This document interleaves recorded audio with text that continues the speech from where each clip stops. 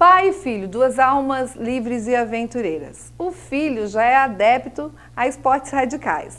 O pai fumante, como um bom gaúcho, adora carne e por conta disso teve que mudar alguns hábitos, porque todos esses costumes acabaram trazendo alguns problemas de saúde. Aí veio o convite do Pietro para que o pai fizesse uma viagem e ele esqueceu de dizer que a viagem era pedalando até Ushuaia, conhecido como o fim do mundo na Argentina. Nosso tema de hoje, com os nossos convidados, é Aventura sobre Duas Rodas. Esse é o programa A Entizicada, feito para você.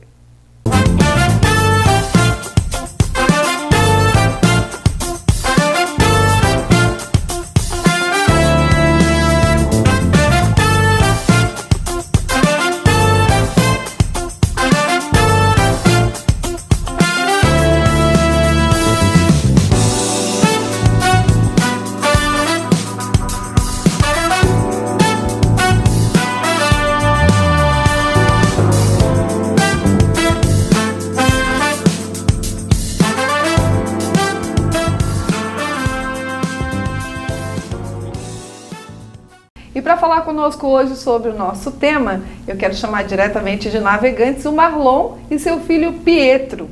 Sejam muito bem-vindos no nosso programa A Entizicada. Grato. Obrigado. Vamos lá.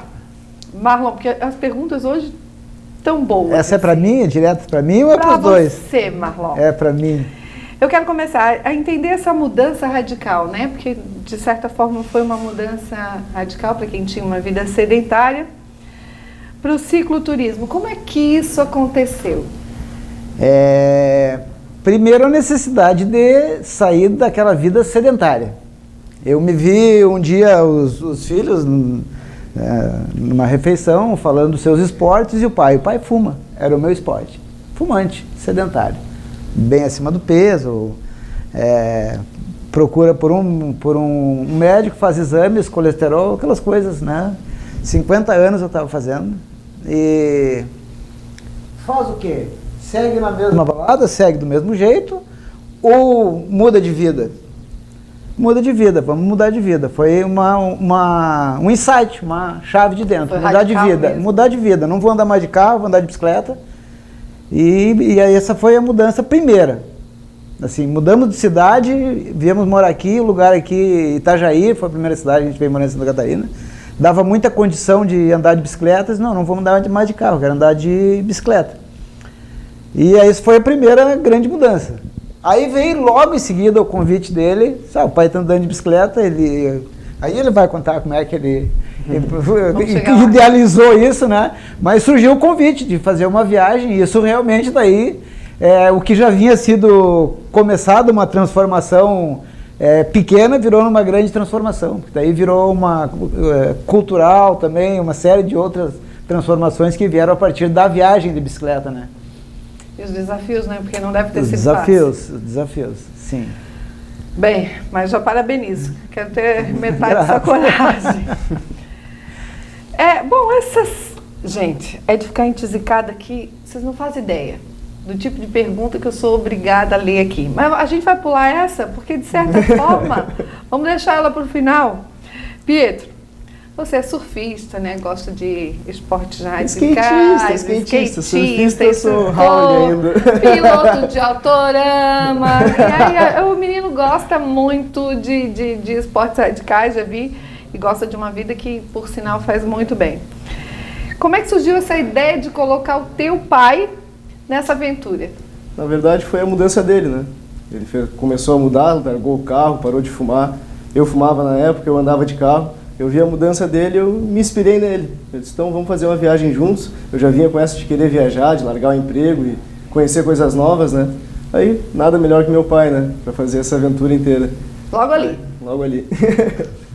Aí convidei Como é que ele foi, para ir até o Marlon, fim do convite? mundo. Mas ele te avisou que a viagem, para onde seria? Mais ou menos. Primeiro eu falei que a gente ia até o fim do mundo. E depois ele, como? Eu disse, de bicicleta, né? Bacana, e detalhe. Essa bicicleta era uma bicicleta dessas tops, agora que a gente vê que hoje tem bicicleta que vale mais que um carro e muito mais cara. Nós pagamos R$600 nas duas As bicicletas. duas bicicletas de um amigo, tava jogada fora lá, o amigo não andava mais na garagem lá, e ele, daí com os pneus murchos, sabe aquela bicicletinha velha que tá lá, que ninguém mais usa? Há muitos anos estava lá. Aí ele vinha, um amigo do Rio Grande do Sul, ele vinha pra cá e disse, cara, nós vamos viajar de bicicleta, não ter umas bicicletas aí. Ele tinha uma loja antigamente, tinha fechado de bicicleta. Aí ele carregou na caminhonete e trouxe, tá, R$600 as duas.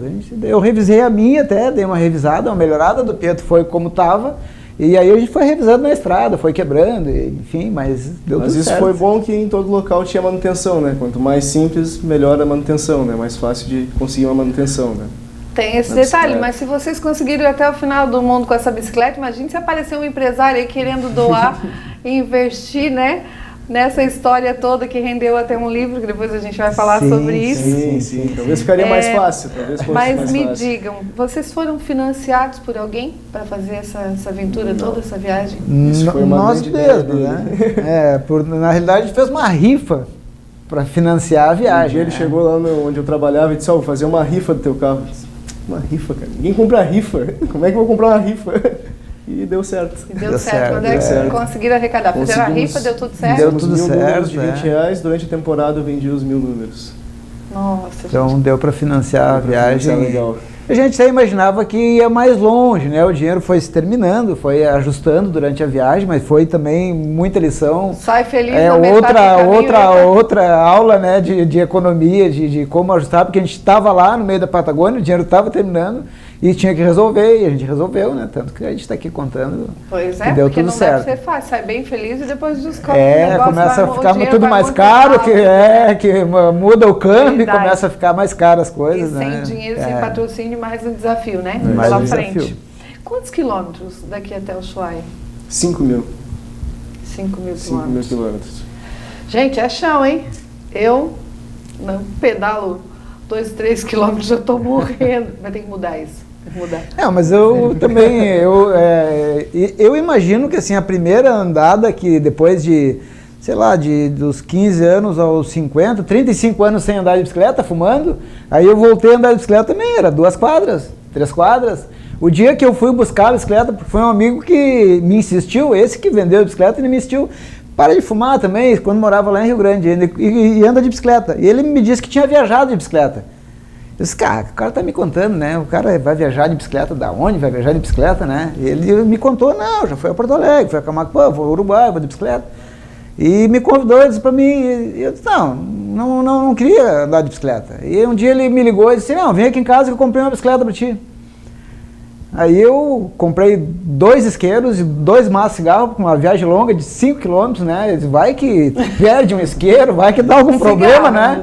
E aí eu fiz essa viagem, foi a primeira viagem então de 5 km, foi... Nunca mais acabava. Não terminava aquela viagem, mas depois eu comecei a andar mais e virou hábito andar de bicicleta, ficou tranquilo. Eu Verona, sempre tive, já saí com a minha mais velha na cadeirinha e depois no bagageiro, e aí depois uma no bagageiro e a outra na cadeirinha, vamos embora. Mas também não tive essa coragem toda. Mas é bom. Como é que vocês faziam para tomar banho, as necessidades durante a viagem? Porque vocês devem ter passado trabalho, né? Com frio, principalmente com o frio que vocês enfrentaram. Levaram uma pinça? Mas... Vamos falar posto de gasolina para tomar banho, hostel. Algumas casas, as pessoas também nos abriam as portas também das casas, né? Quando não tinha lugar, quando a gente ficou 4 dias no deserto, o lencinho umedecido, né?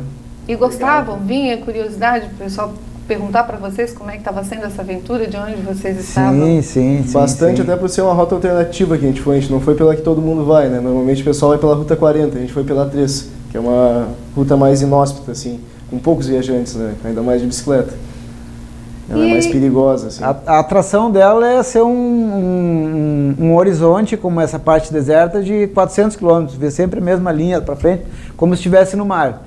Por 4 dias a gente viu o horizonte na volta. Então esse é bem diferente da outra rota, que ela sobe, desce a cordilheira, vai pela cordilheira, tem outras paisagens, né? Essa é marcada realmente por ser muito inóspita. Umas retas Não assim. tem ponto de apoio, nada, é bem... Coragem mesmo. Coragem, determinação. Essa parte de deserto foram 4 dias e a gente sabia de um ponto de apoio no meio. Não tem nenhuma casa, não tem nenhuma estância, não tem nada. Era uma estação de serviço só.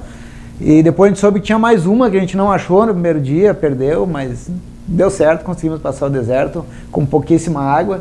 E para a atividade, né, era a umidade relativa do ar muito seca. Enfim, uma série de coisas que a gente nem sabia, né, que ia enfrentar lá.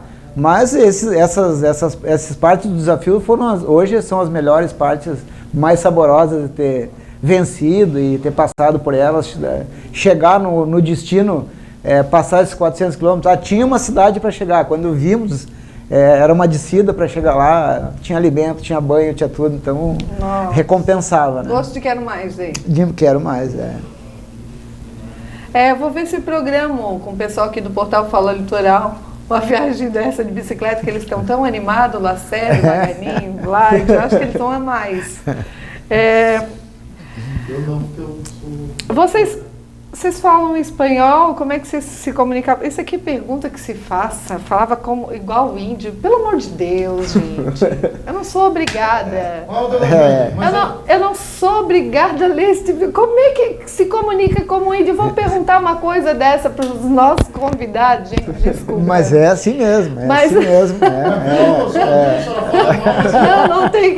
Não tem lógica isso. É que eu tenho que aturar cada vez, vocês não fazem ideia.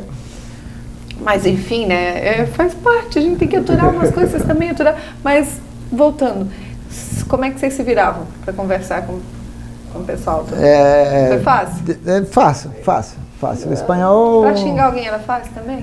Não tinha. Sabe quando andando de bicicleta, a gente tá tão equilibrado que não fica bonzinho, não xinga ninguém. E o Pietro, nem o Pietro. Depois de uns 7 dias que a gente foi fazer uma entrevista, né, em espanhol, a gente fez a entrevista, a gente perguntou para as pessoas, entenderam? Eles não entendemos. Aí depois eu fui ler a entrevista, estava todo ao contrário. O que a gente falava era outra coisa. Eles não entenderam nada. Era numa rádio, né? Numa entrevista numa rádio, numa cidade da Argentina. Então, como a entrevista foi ao vivo.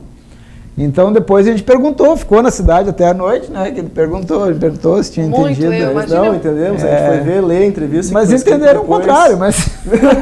Já fico pensando, eu passando vergonha, que eu já passo aqui de falar porta é torta, já sou zoada e eu estava proibida de falar, então eu estou aprendendo a falar porta e torta. Sim. Porque não é fácil.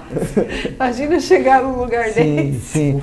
Mas aí o bom é que fica sem compromisso com a língua, com o idioma local e nem com o teu. Porque nós falávamos uma mistura dos dois, não tínhamos compromisso de falar. O portanhol, ele não tem erro, porque tu tá sempre, né? Tu não está errando nem em português nem em espanhol. E eles também não sabiam falar. Também, a gente estava se esforçando para falar. Todo mundo no débito, então. E deu tudo certo, O importante é o carisma, né? Porque vocês devem ter feito bastante amizade. Aliás, né? A gente sempre, por onde passa, pessoas assim. E o nosso povo aqui é muito acolhedor, né? Gosta de fazer amizade, faz amizade fácil. Mas vocês dois, porque imagina, passar tanto tempo juntos, foram uma viagem de quanto? 60 dias. 60 dias. A gente já tem divergência dentro de casa, que não se vê o tempo inteiro.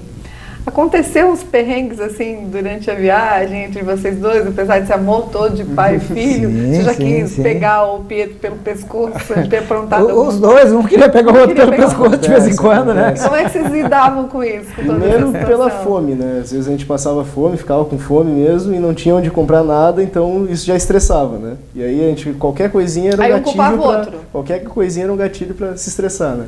O organismo estava no limite, todos os dias. Né? Dormir junto na mesma barraca. A gente deixou uma barraca e levou só uma por causa do peso. E aí foi complicado. Foi difícil. Mas foi ótimo. A viagem em si foi ótima, com algumas divergências, né? Sim. No final deu tudo certo, né? Tudo certo. Assim, já fica difícil sendo pai e filho. Imagina se eu vou viajar com uma pessoa estranha e daí na metade do caminho. Time Gaúcho, meu Deus do céu. Time gaúcho, colorado, mais cavalo. Meu Deus do céu.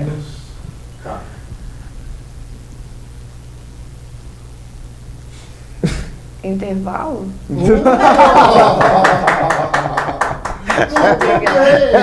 Eu sou obrigada, né? Essa é Eu boa. sou obrigada a passar por isso, O gente. intervalo. Quando não é um garrancho, ele sai com uma coisinha dessa. Eu não entendo nada de futebol, sou obrigada a saber qual que é o time. Vamos embora pro intervalo. Deixe suas emoções tomarem conta de você. Chegou em Camboriú e região True Love Sex Shop.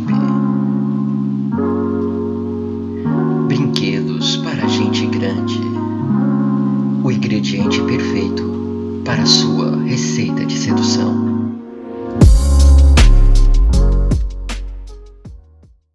Voltamos então com os nossos convidados. Teve alguma passagem engraçada ou mais difícil assim durante a viagem que vocês gostam de recordar sempre? Muitas, né? Muitas passagens. Eu acho que a melhor foi o cara do toque, né? Que ele tinha no cabelo. Do né? cabelo, Que me ali veio a foi primeira, né? Conta demais, essa pra né? gente, quem É conta? demais, vai lá. A cidade chama Azul, na Argentina. Quando a gente entrou na cidade, dava para ver que era uma cidade bem agrícola, assim, porque tinha aquelas lojas de máquinas agrícolas na entrada, coisa. E nós procurávamos, na realidade, um trem ali, porque a gente queria fazer uma parte do trajeto de trem. Um trem patagônico, que é um trem que já está se extinguindo na Argentina, enfim. E a gente queria andar de trem lá, queria fazer um trecho de trem. E aí, quando entramos na cidade, passou, onde é que é a estação de trem, nos mostraram, quando chegou na estação, a pessoa que nos atendeu, a gente foi pedir informação, ele tinha o que se chama, acho que é cacuete, né? Porque ele tinha um cabelo que fazia assim, uma volta, tipo um emo, assim. Mas ele dava duas palavras, parava, olhava assim, fazia assim e assoprava o cabelo. E fazia assim, e aí voltava, mas ele parava de falar e fazia aquele... Era muito E aí eu disse, não, ele fez uma vez, né, e daí deu duas palavras, fez de novo. Digo, deve ter voado o cabelo dele, né? Não, o cara seguiu falando o tempo todo, o cara falava duas palavras, parava e virava. Eu não sei como é que ele conseguiu falar com o cara, ele tava na minha frente falando assim, eu atrás, eu não aguentei, né? Eu tive que virar a bicicleta e sair devagarinho. Já começou a Era rir, já era ele muito fazendo. engraçado. Eu acho que ele viu a gente rindo e já ficou meio bravo, assim, meio... Ah, começou a ele- falar meio grosso, mas assim. ele não conseguiu parar, ele seguiu fazendo a mesma coisa. Aí ele aumentou, né? Ele chacoalhava a cabeça assim, E soprava e... assoprava e Ah, mexia e voltava de novo. Então, Assim, acho que a gente deu risada uns 2, 3 dias direto, assim. Né? Porque é muita gente cabelo. cheio de cabelo a pessoa, né? Cheio de cabelo. Porque imagina, a gente conhece muita gente diferente, com ideias diferentes, né? E Sim. os costumes, né? E deve ser tudo muito difícil. E algo que deixou vocês mais estressados, assim? Ou alguém, né? Alguma coisa, Eu algum acho que lugar foi o deixou fone de vocês... ouvido, né? O fone de ouvido foi... Não, assim, foi comum, mas sair assim, pra mim, eu saí de Bahia Blanca, né? Foi uma parte que a gente estressou, porque a gente se perdeu numa saída de uma cidade, o mapa mandava... Quando a gente já tinham nos avisado, já lá em Buenos Aires, que as cidades grandes corria esse perigo, como aqui no Brasil. Tem a parte de periferia nas cidades grandes, né? Eles cuide em Buenos Aires, Puerto Madre, em Bahia Blanca, que são as cidades maiores da Argentina, dessa parte da Patagônia. E na saída a gente se perdeu, não conseguia achar a saída, olhava para o GPS, mandava por umas ruas, e a gente olhava, não, aqui não dá para ir. E isso foi bem estressante, porque a gente não precisava sair dali e estava sempre dentro da cidade, não conseguia, e um dava uma opinião e perguntava para alguém, o cara dizia, não, é ali a Rota 13, a gente ia, não achava. Então isso me lembra, né? Foi bem estressante. E era do fone de ouvido também. É. Eu acho que ele nunca tinha usado um fone de ouvido direto, assim. E aí, a cada local que a gente entrava ou ia conversar, ele berrava como se tivesse eu também com fone de ouvido escutando, né? Muito então erro. a gente entrava num local e ele berrava. Eu, pô, pai, fone de ouvido? Muito Pô, erro. tira o fone de ouvido, tira o fone de ouvido. Aí chegou um dia que ele berrou, já tava com fome. Eu disse, ô cara, tira o fone de ouvido. Ele pegou o fone, jogou no olho. Eu não vou mais Imagina a nunca pessoa mais usar tirando fone de o ouvido na fone. minha vida. Muito eu já imaginei eu e a Júlia, eu e minha filha Eu bati fazendo no isso, que ela tem a mínima microfone. paciência comigo. Eu dou umas dessas também. Também Funciona. faço umas dessas. Imagina, menina. Mas você Não, resolve, tira. você resolveu. Eu já falo alto em casa, né? Porque se não falar alto também não escuta. Sim. Mas assim, que lição vocês tiram de toda essa experiência que vocês tiraram de tudo isso desde o início? A minha, pelo menos, é que tudo acontece por um motivo. Que foi tão perfeito o intervalo de tempo que a gente foi, o que a gente queria fazer, o que aconteceu, que para mim estava tudo escrito, assim, era para ser daquele jeito. Eu acabei sendo demitido antes do tempo que eu iria sair do meu trabalho para fazer a viagem. Acabei saindo antes e isso foi perfeito, porque a gente chegou lá, começou a nevar, era o que a gente queria fazer, o que a gente queria ver, né? Tanto outras coisas que foram acontecendo durante a viagem, né? Bem legal. Essa foi a minha lição, pelo menos pessoal, assim, né? Marlon. Possível, está na capa do livro, pedalar é possível, né? Tudo aquilo que nos depende, não dependia de avaliação de ninguém, essa viagem não dependia de cotação, de nada, dependia de nós. Embarcar de manhã na bicicleta e pedalar, ter força para isso, e a que nós dependia era possível. Isso desde o primeiro dia, o dia que ele me convidou, eu visualizava nós chegando lá. Isso eu via perfeito que nós chegaríamos lá. E engraçado porque a bicicleta, quando carregou no começo, a gente colocou aquela carga toda, ela não tinha, se soltasse as mãos, ela não dava para andar sem as mãos. Mas eu imaginei, até quando chegar lá eu já vou estar tão adaptado a ela que eu vou chegar lá de braço aberto. E no Chile, já numa estrada de chão antes, que era até uma parte bem perigosa, que era de se caísse um tombo lá, não passava nenhum carro lá. E a gente já fazia isso, já descemos junto, aquilo que eu imaginava já estava quando chegamos lá, descendo as lombas de braço aberto, como se estivesse voando. Possível. Então, a lição, aquilo que nos depende que é possível, dá para fazer. Determinação. Coragem, pé na estrada. Eu até não falo muito de coragem, porque a gente acho que coragem precisa ter medo primeiro, para tu enfrentar o medo e ser corajoso. Vocês não têm Como a gente não a gente não teve medo nunca, a gente foi destemido, então não foi um ato de coragem. Na realidade a gente achou uma coisa que era possível e que não era nada absurdo, assim, nos falavam, quando tentavam nos falar que era uma coisa muito, mas vocês são malucos ir para lá, vocês vão morrer de frio, a gente filtrava, a gente passou não entrava na nossa cabeça. Falavam, assim, tentando desanimar, né? Né? Sempre tem alguém tentando jogar areia. Acho que assim, por zelo até, né, talvez, né, uma viagem dessas de bicicleta, né. No tempo da rifa, algumas pessoas falaram, nossa, não vou nem comprar rifa que eu vou estar ajudando a matar vocês.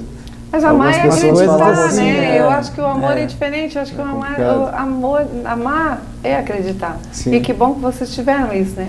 Essa experiência, né, positiva de que é assim, né? Fecharam os ouvidos para tudo e para todos e foram embora. E isso rendeu. Hoje vocês têm um canal no YouTube e o livro Pedalar é Possível, né? Como é que as pessoas fazem para adquirir esse livro?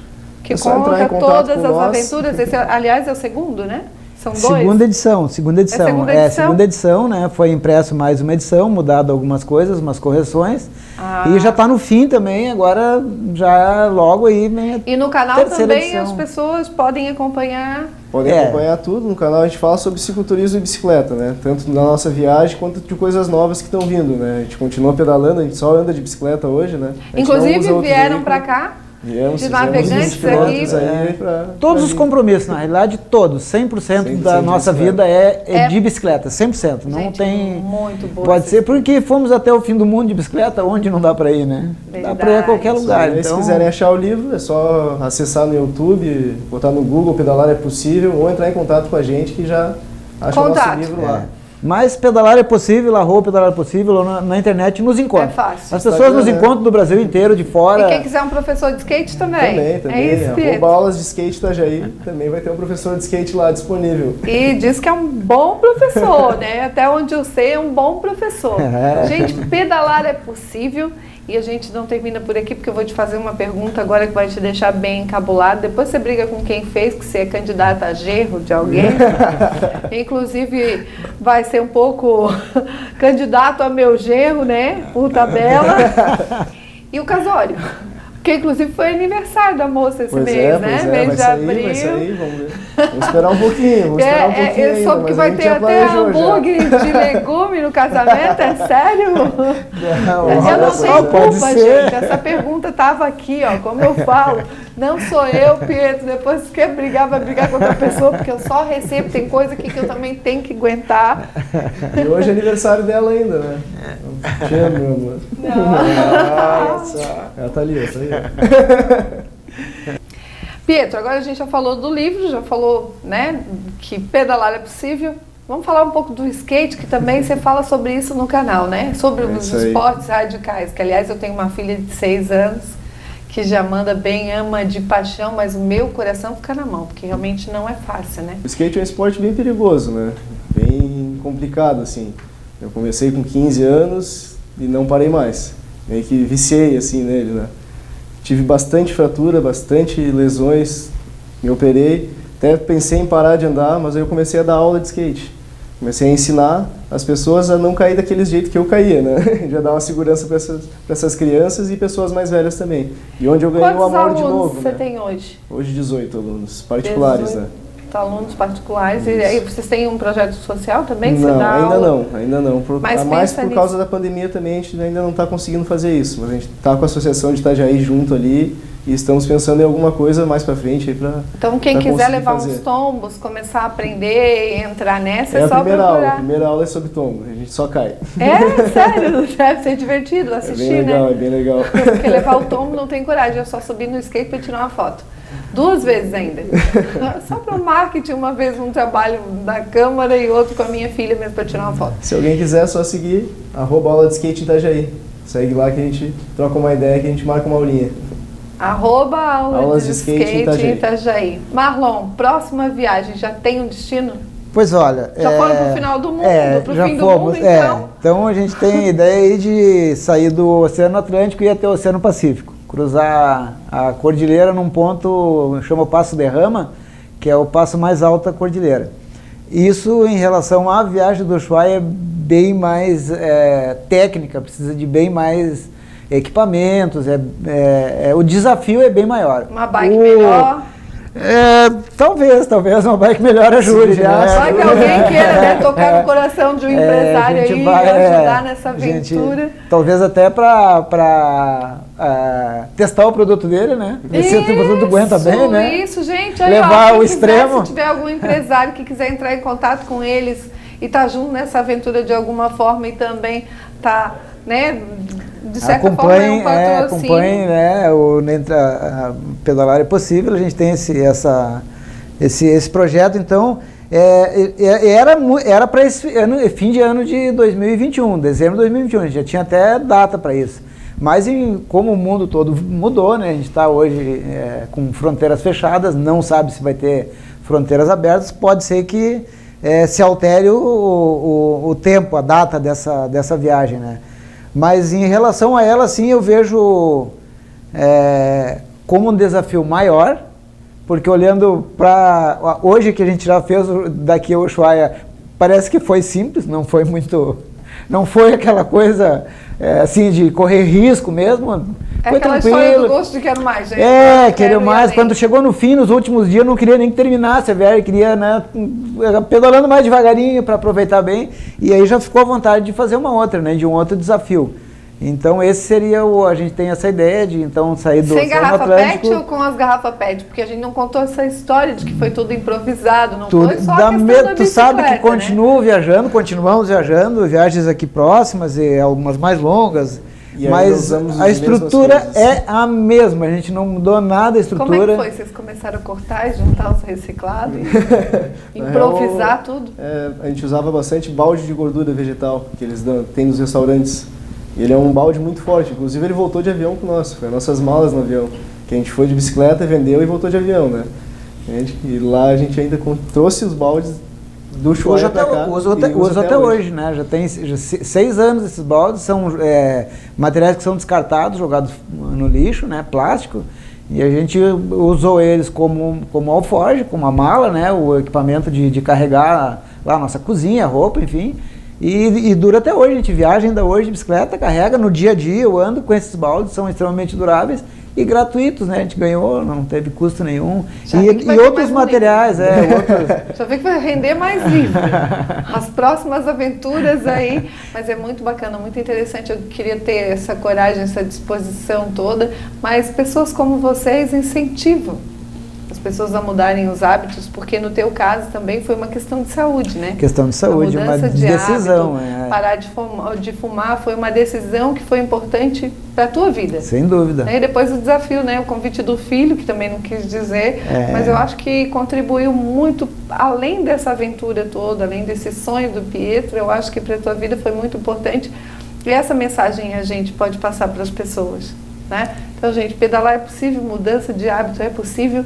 E quem está aí nos assistindo também, nos acompanhando, vamos mudar, vamos tentar, né, aproveitar, porque se fala tanto em ciclismo, em cicloturismo, mas também os investimentos são muito baixos, gente. Agora eu vou chamar a atenção porque me deixa entisicada esse tema, porque a gente fala tanto nessa questão, não só da questão ambiental, da acessibilidade, mas os nossos governantes, os senhores, deixam muito a desejar. Ouvi um elogio aqui do Marlon, falando que quando mudou para cá foi possível pedalar, mas ainda é difícil, complicado para os nossos ciclistas, para os pedestres. Então, os governantes, eu deixo esse recadinho, contribuam mais. Blá, blá, blá é muito fácil. Está na hora de mostrar por que vocês vieram, por que vocês são eleitos, por que o povo paga o salário de vocês, investir um pouco mais, não ficar só nessa conversa de sempre, porque a gente está cansado, não é isso? A bicicleta é uma modalidade inegável o quanto traz de benefício, tanto para quem usa, quanto para a cidade, enfim. E os engenheiros ainda pensam que somos anjos, nós ciclistas somos anjos. Que a ciclovia vai, daqui a pouco ela termina no nada e a gente abre as asas e sai voando.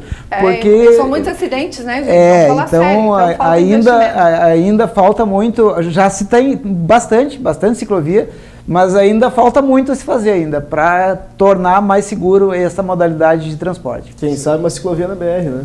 Ciclovia na BR, deslocar a Europa toda, já tem falta ciclovias que ligam países a outros, tu anda a Europa inteira e aqui a gente não consegue ir a Brusque por ciclovia. O Brasil que é do ladinho, muito né? atrasado. Gente, eu quero agradecer muitíssimo a presença de vocês aqui no programa Entisicada. Vou ficar acompanhando, né, no canal. Nós também agradecemos a oportunidade aqui de divulgar também a nossa plataforma, o livro. O trabalho de vocês, toda essa aventura. Quero acompanhar na próxima também. Eu espero que logo vocês possam voltar aqui, né? Quem sabe o Pietro e a futura noiva aí, juntos, aniversariante do mês, também para contar a aventura deles. E depois o Marlon, que eu já levei uma bronca. Gente, muito obrigada mais uma vez. Encerramos então o tema de hoje de A Entisicada. Um grande beijo.